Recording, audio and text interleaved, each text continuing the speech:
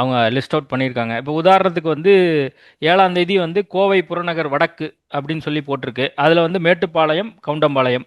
இது வந்து எப்பேற்பட்ட ஒரு நடைப்பயணமா, இல்லை வந்து வண்டியில் போவாரா, காரில் போவாரா, எப்படி மக்களை சந்திக்க போறாரு அப்படிங்கிற கேள்விலாம் இருக்கு. இல்லை வெறுமனே ஒரு செய்திக்காக மட்டுமே இது வந்து இந்த மாதிரி திட்டமிடலா? செய்திக்காக போற மாதிரி இருந்தா நடைபயணம் போறேன்னு சொல்லிட்டு ம், மீடியா வர்ற வரைக்கும் நடந்துட்டு அதுக்கப்புறம் ஏசி கார்ல ஏறி உட்காந்துட்டு போய் இறங்குறவங்க தான் அந்த வேலையை செய்வாங்க.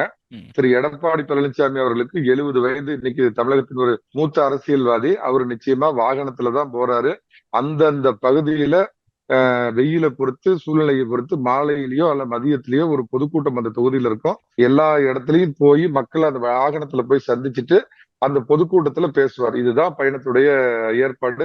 முதல் கட்ட பயணம் முதல்ல எப்படி அமைதுங்கிறத பார்த்துக்கிட்டு அதுக்கு தகுந்த மாதிரி சில மாற்றங்களை செய்து அடுத்தடுத்த பயணத்தை முழுக்க 234 தொகுதியும் தேர்தலுக்கு முன்னாடி இல்ல, கிட்டத்தட்ட உங்களுக்கு பாத்தீங்கன்னா தீபாவளிக்கு முன்னாடியே தமிழகத்தை முழுவதும் சுற்றி வந்து எல்லா பகுதியும் போகணும் அப்படின்னு திட்டமிட்டு இருக்கிறாங்க. அது மிக சிறப்பா நடக்கும்.